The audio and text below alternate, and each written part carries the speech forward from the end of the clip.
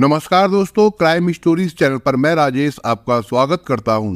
दोस्तों, आज मैं आपको अपराध की जिस वारदात के बारे में बताने जा रहा हूं, वो वारदात भोपाल मध्य प्रदेश में हुई थी। तो चलिए दोस्तों, जानते हैं इस वारदात के बारे में।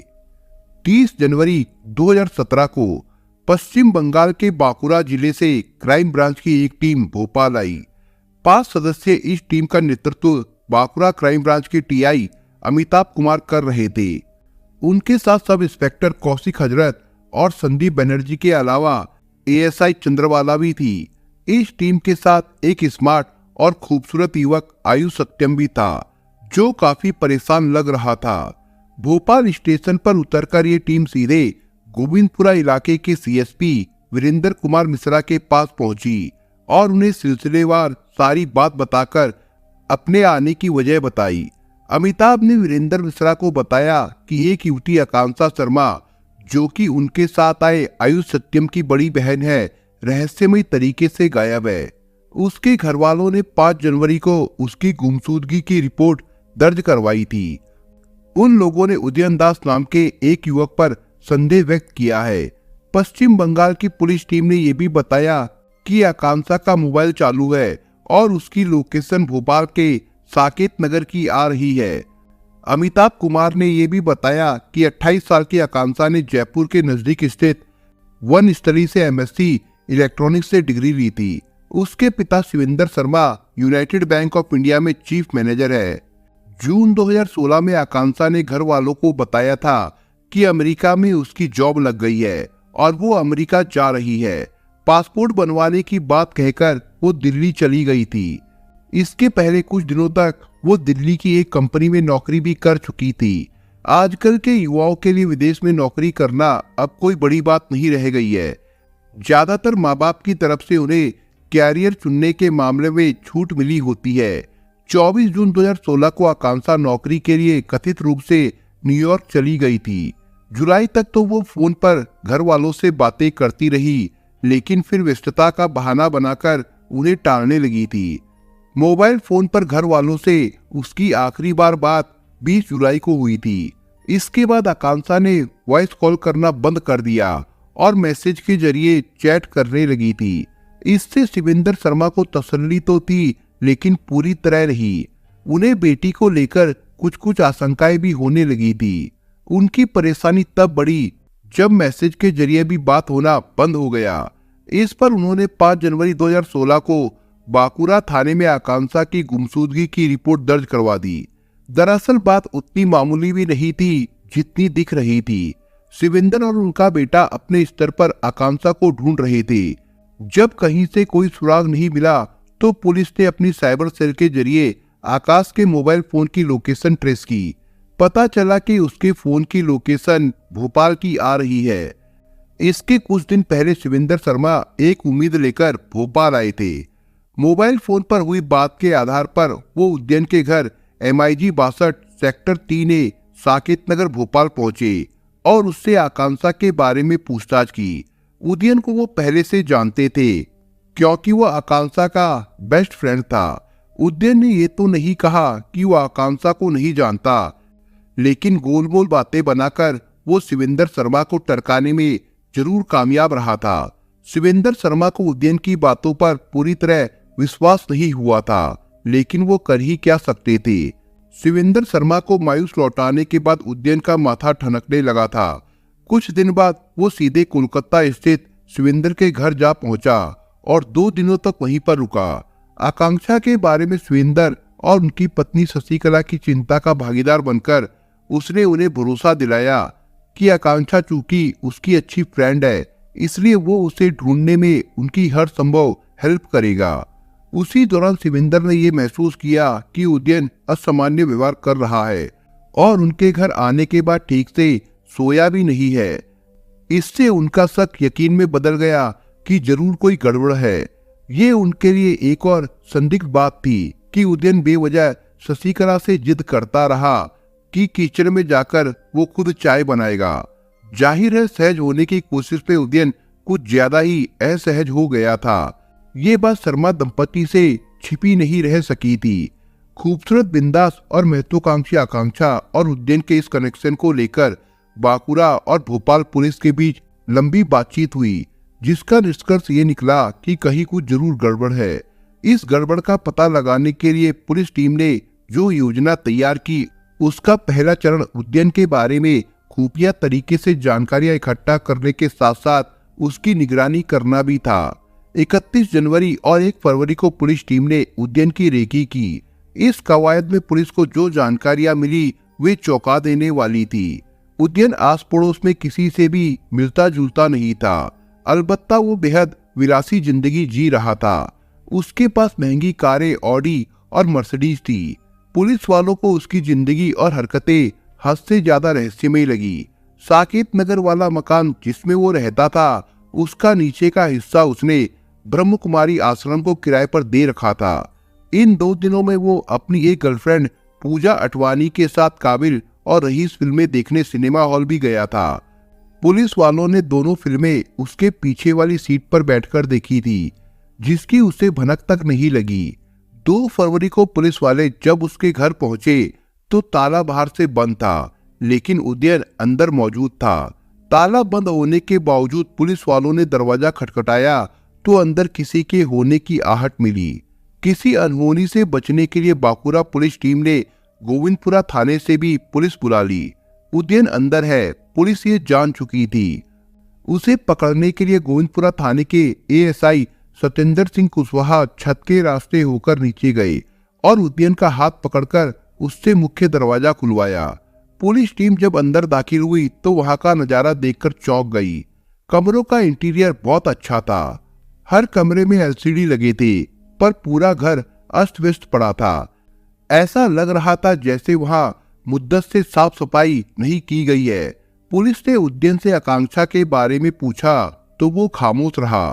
पहली मंजिल पर चबूतरा बना देख पुलिस वालों का चौंकना स्वाभाविक था। कमरे में सिगरेट के टूटे पड़े थे, साथ ही शराब की खाली बोतलें भी लुढ़क रही थी। सिगरेट के टूटों की तादाद हजारों में थी। कुछ प्लेटों में बासी सब्जी व दाल पड़ी थी, जिनसे बदबू आ रही थी। जैसे जैसे पुलिस टीम घर को देख रही थी, वैसे वैसे रोमांच और उत्तेजना दोनों ही बढ़ती जा रही थी। हर कमरे की दीवार पर लव नोट्स लिखे हुए थे, जिनमें आकांक्षा के साथ बिताए लम्हों का जिक्र साफ दिखाई दे रहा था। कुछ देर घर में घूमने के बाद पुलिस ने जब उद्यन से दोबारा पूछा कि आकांक्षा कहाँ है, तो उसने बेहद सर्द आवाज में जवाब दिया, मैंने उसका कत्ल कर दिया है और वो इस चबूतरे के नीचे है। मकसद में इतनी जल्दी और आसानी से कामयाबी मिल जाएगी, ये बात पुलिस टीम की उम्मीद से बाहर थी। एक बम सा फूटकर उद्यन खामोश हो गया। उसके चेहरे पर कोई सिकन या घबराहट नहीं थी। आकांक्षा की हत्या करके उद्यन ने उसकी लाश दफना दी थी। ये जानकर पुलिस वालों ने उस पर सवालों की झड़ी लगा दी। इसके बदले उद्यन ने जो जवाब दिए, उनसे सिलसिलेवार ये कहानी सामने आई। दरअसल आकांक्षा घर वालों से झूठ बोलकर उद्यन के पास भोपाल आ गई थी। उद्यन से उसकी जान पहचान फेसबुक के जरिए 2007 और 8 में हुई थी। फेसबुक पर उद्यन ने आकांक्षा को बताया था कि वो एक आईएफएस अधिकारी है। उसके पिता भोपाल से रिटायर्ड अधिकारी है और इन दिनों वो रायपुर में खुद की फैक्ट्री चलाते हैं। माँ रिटायर्ड डीएसपी है और अमेरिका में रह रही है। उद्यन की रईसी पद और पारिवारिक पृष्ठभूमि का आकांक्षा पर वाजिब असर पड़ा और दोनों की दोस्ती गहराने लगी। इसके बाद दोनों दिल्ली और भोपाल में मिलने लगे थे। उद्यन ने जो झूठ ड्रॉप झाड़ने की गरज से आकांक्षा से बोले थे, उनमें से एक ये भी था कि वो अमेरिका में रहता है। इसलिए जब भी वे मिलते थे तो उद्यन यही बताता था कि वो कुछ समय के लिए अमेरिका से आया है। इश्क में अंधी आकांक्षा उसकी हर बात बच्चों की तरह मान जाती थी। इस दरमियान दोनों के बीच क्या और कैसी बातें हुई, ये अंदाजा लगाना मुश्किल नहीं था। अलबत्ता ये जरूर था कि दोनों ही एक दूसरे का पहला प्यार नहीं थे। बहरहाल जून में जब आकांक्षा भोपाल आई तो उद्यन ने उससे बरखेड़ा स्थित बंगाली समुदाय के मंदिर कालीबाड़ी में शादी कर ली। इसके बाद दोनों पति पत्नी की तरह साकेत नगर में रहने लगे। आकांक्षा खुश थी, लेकिन उद्यन की हिदायत पर अमल करते हुए वो पड़ोसियों से ज्यादा बातचीत नहीं करती थी। अलबत्ता 1-2 धार्मिक आयोजनों में वो जरूर शामिल हुई थी। ये बात गलत नहीं है कि एक झूठ को ढकने के लिए 100 झूठ बोलने पड़ते हैं। उदयन ने तो आकांक्षा से शायद एक भी सच नहीं बोला था। उसने आकांक्षा को ना जाने कौन सी घुट्टी पिलाई थी जो वो चाबी वाले खिलौने की तरह उस पर भरोसा किए जा रही थी। लेकिन कहते हैं कि झूठ के पांव नहीं होते। जल्द ही आकांक्षा के सामने उदयन की असलियत उजागर होने लगी। आकांक्षा ने कभी भी उदयन को अपने माँ बाप से फोन तक बात करते नहीं देखा था। जब भी वो उनके बारे में पूछती थी या उदयन की गुजरी जिंदगी को कुरेदती तो वो चालाकी से उसे टाल जाता था। लेकिन उसे ये भी समझ में आने लगा था कि ये सब बहुत दिनों तक चलने वाला नहीं है। उसने आकांक्षा से कहा कि अमेरिका में उसका मन नहीं लगता, इसलिए वो उसके साथ भोपाल में ही घर बसाना चाहता है। आकांक्षा इसके लिए भी तैयार हो गई। दोनों का अफेयर 8 साल पुराना था, लेकिन शादी और गृहस्थी की मियाद महीने भर ही रही। तब तक उदयन के काफी झूठ फरेब उजागर हो चुके थे। फिर भी आकांक्षा ने समझदारी दिखाते हुए उनसे समझौता कर लिया था। वो एक भावुक स्वभाव वाली लड़की थी जो अपने प्रेमी की खातिर माँ बाप से झूठ बोलकर आई थी। इसी वजह से वो ज्यादा कलह करके ना तो खुद को जोखिम में डालना चाहती थी और ना ही कोई फसाद खड़ा करना चाहती थी। बावजूद इसके दोनों में खटपट तो होने ही लगी थी, लेकिन दोनों ने इसकी भनक मोहल्ले वालों तक को नहीं होने दी। थाने लाकर पुलिस से जब उदयन से पूछताछ की तो उसने जो बताया वो रोंगटे खड़े कर देने वाला था। उदयन और आकांक्षा के बीच 14 जुलाई 2016 को जमकर झगड़ा हुआ था, जिसकी वजह थी उदयन के कई लड़कियों से जायज नाजायज संबंध। ये स्पष्ट कर दे कि दूध की दूरी आकांक्षा भी नहीं थी। इस घटना के चंद दिनों पहले आकांक्षा के एक पूर्व बॉयफ्रेंड, जिससे वो अक्सर फोन पर बात किया करती थी, उसने उसके कुछ अश्लील फोटो सोशल मीडिया पर पोस्ट कर दिए थे। इसे लेकर उदयन के तन बदन में आग लग गई थी। उसे रह रहकर लग रहा था कि आकांक्षा के अपने एक्स बॉयफ्रेंड के साथ नाजायज संबंध भी थे और वो उसकी पैसों से भी मदद किया करती थी। उस रात उदयन सोया नहीं, बल्कि रात भर जागकर वो आकांक्षा की हत्या की योजना बनाता रहा, जबकि आकांक्षा लड़ झगड़ कर सो गई थी। 15 जुलाई की सुबह लगभग 5 बजे एकाएक उदयन के सिर पर एक अजीब सा वहसीपन सवार हो गया। उसने गहरी नींद में सो रही आकांक्षा का मुंह तकिए से दबा दिया। आकांक्षा कुछ देर तक छटपटाई और फिर उसका शरीर ठंडा पड़ गया। हालांकि उदयन को तसल्ली हो गई थी कि वो मर चुकी है, फिर भी उसने कुछ मिनटों तक उसके चेहरे से तकिया नहीं हटाया। कुछ देर बाद उदयन ने आकांक्षा के चेहरे से तकिया हटाया और दरिंदों की तरह उसका गला दबाने लगा, जिससे उसके गले की हड्डी टूट गई। आकांक्षा के मरने की पूरी तरह तसल्ली करने के बाद उदयन के सामने समस्या उसकी लाश को ठिकाने लगाने की थी। लाश का चेहरा उसने एक पॉलीथीन से ढक दिया था। आकांक्षा की लाश को वो दूसरे कमरे में ले गया और उसे एक पुराने बक्से में डाल दिया। 1 घंटे सुस्ताने और कुछ सोचने के बाद उदयन बाहर निकला और साकेत नगर की ही एक दुकान से शैलेश नाम के सीमेंट विक्रेता से 14 बोरी सीमेंट खरीद के लाया। शैलेश ज्यादा सवाल या शक ना करे इसलिए उसने बताया कि नई नई शादी हुई है, पत्नी के लिए बाथटब बनवाना है। इसके बाद उदयन ने रवि नाम के मिस्त्री को बुलवाया, जिससे उसकी पुरानी पहचान थी। रवि को उसने ये कहकर कमरे में चबूतरा बनाने को कहा कि वो उसके ऊपर मंदिर बनवाएगा। चबूतरा बनाते समय उदयन ने आधा काम खुद किया। थोड़ी देर के लिए रवि को इधर उधर करके उसने लाश वाला बक्सा चबूतरे के नीचे बने गड्ढे में डाला और ऊपर से कुछ चिनाई कर दी। रवि को इसकी भनक तक नहीं लगी। वैसे भी एक मामूली काम के एवज में उसे एक खासी मजदूरी मिल रही थी, इसलिए उसने उदयन के इस विचित्र व्यवहार पर ज्यादा गौर नहीं किया। चबूतरा बनाकर उदयन ने उस पर प्लास्टर कर दिया और खूबसूरती बढ़ाने के लिए उस पर मार्बल भी लगवा दिया। ये उसके अंदर की गलानी थी, डर था या आकांक्षा के प्रति नफरत थी कि वो अक्सर उस चबूतरे पर बैठकर सुबह सुबह ध्यान लगाता था। आकांक्षा की लाश निकालने वाली पुलिस टीम ने चबूतरा खोदना शुरू किया तो 7 महीने पुरानी लाश को बाहर निकालने में उसे 7 घंटे पसीना बहाना पड़ा। खुदाई के लिए बाहर से मजदूर बुलाए गए, जिन्होंने सबसे पहले मार्बल तोड़ा। फिर उनके गैती फावड़े जैसे मामूली औजार इस चबूतरे को नहीं खोद पाए तो ड्रिल मशीन मंगानी पड़ी। चबूतरा इतना मजबूत था कि खुदाई करने के दौरान एक ड्रिल मशीन भी टूट गई। उसकी जगह दूसरी ड्रिल मशीन मंगाई गई। जैसे तैसे आकांक्षा की लाश वाला बक्सा बाहर निकाला गया। जब लाश बाहर निकली तो वहां मौजूद पुलिस वाले फिर सकते में आ गए। संदूक में लाश का अस्थि पंजर मिला, जिन्हें पोस्टमार्टम और फिर डीएनए जांच के लिए भेज दिया गया। आकांक्षा का अंतिम संस्कार आयुष और उसके परिजनों ने भोपाल में ही कर दिया, जिसमें शामिल होने के लिए उसके माता पिता नहीं आए। इस जघन्य हत्याकांड की खबर देश भर में फैल गई। जिसने भी सुना उसने उद्यन को साइको कहा, पर उसके चेहरे पर पसरी बेफिक्री और बेशर्मी वे पुलिस वाले ही देख पाए जो उसे अदालत लेकर गए थे। इसके बाद रिमांड अवधि में शुरू हुई 32 साल की उद्यन दास और उससे जुड़ी दूसरी जानकारियां जुटाने की कवायद, जिन्होंने ये साबित कर दिया कि उसे साइको किलर बेवजह नहीं कहा जा रहा है।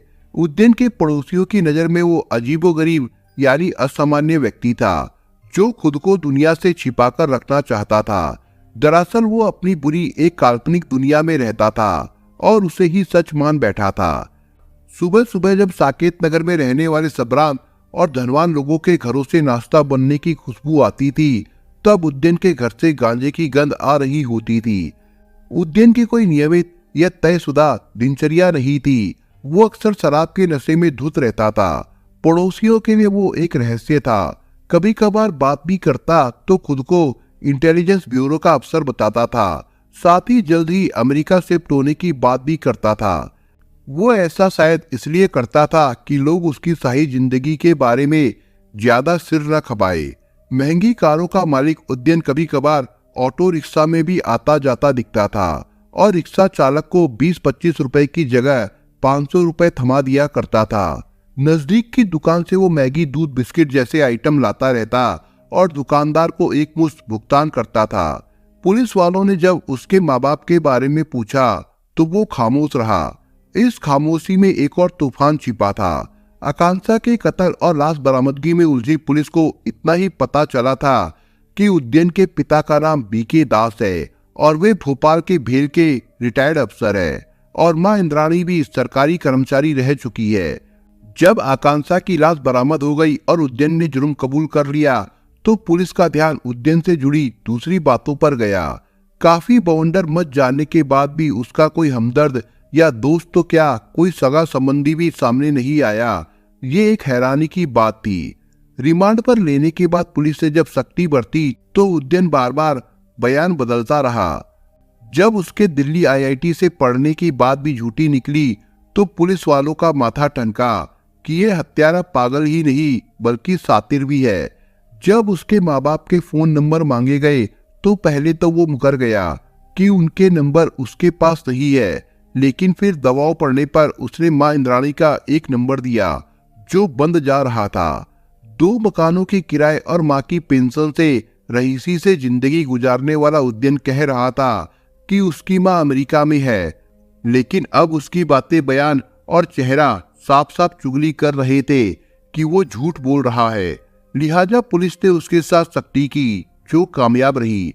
उसकी मां इंद्राणी दास डीएसपी नहीं थी, जैसा कि उसने आकांक्षा और पड़ोसियों को बताया था। उसकी मां भोपाल में सांख्यिकी विभाग में अधिकारी थी और शिवाजी नगर के जी टाइप सरकारी क्वार्टर 122/43 में रहती थी। पति के रायपुर शिफ्ट होने के बाद वो भी उनके साथ रायपुर चली गई थी।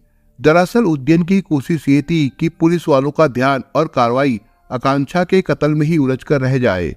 कह सकते हैं कि यह एहसास या उम्मीद इस कातिल को थी कि उसे आकांक्षा का हत्यारा साबित करना कानूनन उतना आसान काम नहीं है जितना कि दिख रहा है। गलत नहीं कहा जाता है कि पुलिस की मार पत्थरों से भी मुंह खुलवा देती है। फिर उद्यन साइको या सातिर ही सही था, लेकिन था तो हाड़मास का पुतला ही, जो 48 घंटों में ही टूट गया। इसके बाद सामने आई एक और कहानी, जिसे सुनकर पुलिस वालों के भी तिरपन कांप उठे। अब तक देश भर की दिलचस्पी इस साइको किलर में और बढ़ गई थी, जिसके कारनामों से अखबार भरे पड़े थे, जबकि न्यूज चैनल का तो वो हीरो बन गया था। 8 नवंबर को नोटबंदी के बाद ये दूसरी घटना थी जिस पर आम लोग तरह तरह से अपनी प्रतिक्रियाएं दे रहे थे। 4 फरवरी को उद्यन ने न केवल मान लिया बल्कि बता भी दिया कि उसने अपने माँ बाप की भी हत्या कर दी और उन्हें रायपुर वाले घर के लॉन में दफना दिया था। यानी रिश्तों की कब्र खोदने की उसकी सनक या बीमारी काफी पुरानी थी। बहरहाल फिर से एक नई कहानी इस तरह उभर के सामने आई। उदयन अपने माँ बाप का इकलौता बेटा था। चूंकि माँ बाप दोनों कामकाजी थे, इसलिए उसे कम ही समय दे पाते थे। बचपन से ही वो उद्यम प्रवृत्ति का था। शुरुआती पढ़ाई के लिए उसे भोपाल के नामी स्कूल में दाखिला दिलाया गया था।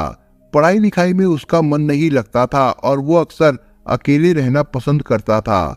ये वो समस्याएं थी जो आमतौर पर उन कामकाजी पेरेंट्स के बच्चों के सामने पेश आती है जिन्हें पैसे की कोई कमी नहीं होती।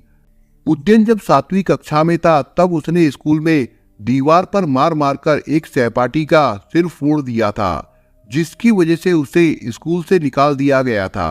सबरान बंगाली दास परिवार जहां जहां भी रहा, लोगों से कटा ही रहा। इधर उदयन की शैतानियां इतनी बढ़ गई थी कि माँ बाप उसे पारिवारिक समारोह में भी नहीं लेकर जाते थे। वे लोग उसे काबू में रखने के लिए बात बात पर डांटते डपटते रहते थे। मेरे माँ बाप हिटलर जैसे थे। अपनी कहानी सुनाते हुए उसने ये बात जोर देकर पुलिस को बताई। उदयन के हिंसक और असामान्य व्यवहार के बावजूद उसके पिता बीके दास की इच्छा थी कि बेटा गणित पढ़े और इंजीनियर बने, लेकिन बेटे की इस मनोदशा को वो समझ नहीं पाए थे कि वो उनसे मरने मारने की हद तक नफरत करने लगा है। भोपाल से रिटायर होने के बाद बीके दास ने रायपुर में अपनी खुद की फैक्ट्री खोल ली। अपने सेवा काल के दौरान दोहरी कमाई के चलते वे खासी जायदाद बना चुके थे। यानी वे एक अच्छे निवेशक जरूर थे, पर अच्छे पिता नहीं बन पाए थे। रायपुर के पौष इलाके सुंदर नगर में एनसीसी ऑफिस के पास भी उन्होंने पत्नी के नाम से एक शानदार मकान बनवाया था और वहीं पर रहने लगे थे। उदयन का दाखिला भी उन्होंने वहीं के स्कूल में करा दिया था। जैसे तैसे 12वीं करने के बाद उदयन का दाखिला एक प्राइवेट कॉलेज में करा दिया गया। उदयन ने कभी अपने कैरियर और जिंदगी के बारे में नहीं सोचा। उल्टे कॉलेज में आकर वो नशे का भी आदी हो गया। यहाँ भी उसका कोई दोस्त नहीं था और माता पिता भी किसी से संपर्क नहीं रखते थे। यानी पूरा परिवार एकाकी जीवन जीने का आदी हो चला था। पढ़ाई के बारे में पूछने पर वो माता पिता से साफ झूठ बोल दिया करता था। जब पढ़ाई खत्म होने का समय आया तो उसने घर वालों से झूठ बोल दिया कि उसे डिग्री मिल गई है। डिग्री मिल गई तो कहीं नौकरी करो। पिता की ये कहने पर उदयन को लगने लगा कि पढ़ाई का झूठ अब छिपने वाला नहीं है, माँ बाप नहीं मानेंगे। ये सोचकर उदयन ने एक खतरनाक फैसला ले लिया। उसने सोच लिया कि क्यों ना माँ बाप दोनों को ठिकाने लगा दिया जाए, फिर कोई रोकने टोकने वाला नहीं होगा। करोड़ों की जायदाद वो दौलत भी उसकी हो जाएगी। उसने ऐसा ही किया। माँ बाप के कत्ल की ठीक तारीख तो उदयन नहीं बता पाया, पर उसने बताया कि ये कोई 5-6 साल पहले की बात है। उस दिन बारिश हो रही थी। पापा चिकन लेने बाजार गए थे और मम्मी कमरे में अलमारी में कपड़े रख रही थी। हत्या के 2 हफ्ते पहले उसने एक इंग्लिश चैनल पर वॉकिंग डेथ नामक सीरियल देखकर माता पिता की हत्या की योजना बनाई थी। हत्या के दिन उदयन ने सुंदर नगर के ही गायत्री मेडिकल स्टोर से नींद की गोलियां खरीद ली थी। अलमारी में कपड़े सहेज कर रखती इंद्राणी को उदयन ने धक्का देकर पलंग पर धकेल दिया। इंद्राणी की बूढ़ी हड्डियों में दम नहीं था। वो अपने हट्टे कट्टे बेटे का ज्यादा विरोध नहीं कर पाई। कुछ ही देर में उदयन ने उनका गला घोट दिया। लगभग आधे घंटे बाद बीके दास चिकन लेकर घर आए और इंद्राणी के बारे में पूछा तो उदयन ने सहज भाव से उन्हें बताया कि माँ ऊपर कपड़े रख रही है। इस बात से संतुष्ट होकर उन्होंने उदयन से चाय बनाने को कहा तो वो चाय बना लाया और उनके कप में नींद की 5 गोलियां मिला दी। चाय पीने के बाद बीके दास नींद की आगोश में चले गए तो उदयन ने उनकी भी गला घोटकर हत्या कर दी। अब समस्या लाश को ठिकाने लगाने की थी। इन दिनों सुंदर नगर इलाके में कंस्ट्रक्शन का काम जोरों पर चल रहा था। उदयन ने बगल में काम करने वाले एक मजदूर को बुलाया और लॉन के दोनों कोनों में गड्ढे खुदवा दिए। देर रात उसने अपने माँ बाप की लाशें घसीटकर गड्ढे में डाल दी और उन्हें हमेशा के लिए दफना दिया। इसके बाद किसी ने बीके दास और उसकी पत्नी इंद्राणी दास को नहीं देखा और न ही उनके बारे में कोई पूछने वाला था। उदयन की मौसी प्रिया चटर्जी ने जरूर एक आध बार उसके घर आकर पूछा तो उदयन ने उन्हें टरकाऊ जवाब दिया। भोपाल पुलिस उदयन को लेकर राजधानी एक्सप्रेस से 6 फरवरी को करीब 11 बजे रायपुर पहुंची और सुंदर नगर जाकर उस लॉन की खुदाई शुरू करवा दी जहां उद्यन ने अपने माँ बाप की कब्र बनाई थी। 3 घंटों की खुदाई के बाद लगभग 6 फुट नीचे से दोनों की खोपड़ियां निकली। साथ ही इंद्राणी के कपड़े, सोने की 4 चूड़ियां, चेन, एक ताबीज और बीके दास की पैंट, टी शर्ट, बेल्ट और ताबीज भी कब्रों से मिले। इस बंगले के मौजूदा मालिक हरीश पांडे हैं, जो खुदाई होते वक्त वहां पर मौजूद थे।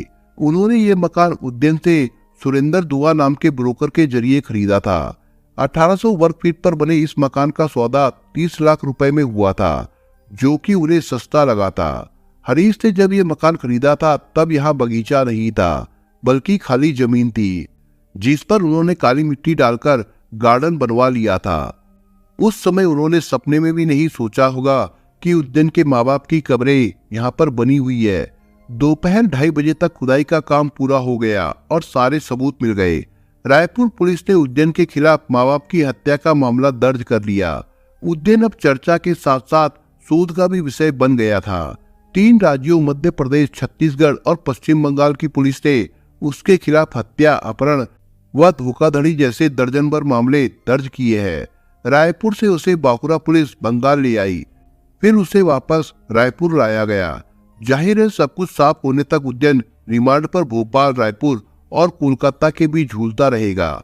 उद्यन की कहानी खत्म सी हो गई है, पर जिज्ञासाएं और सवाल अभी भी बाकी है, जिनमें से कुछ के जवाब मिल गए हैं और कुछ के मिलना शेष है। सब कुछ साफ होने के बाद ये भी उजागर हुआ कि उद्यन माँ बाप की हत्या के बाद अय्याश हो गया था। नशे के साथ साथ उसे अलग अलग लड़कियों से सेक्स करने की लत भी लग गई थी।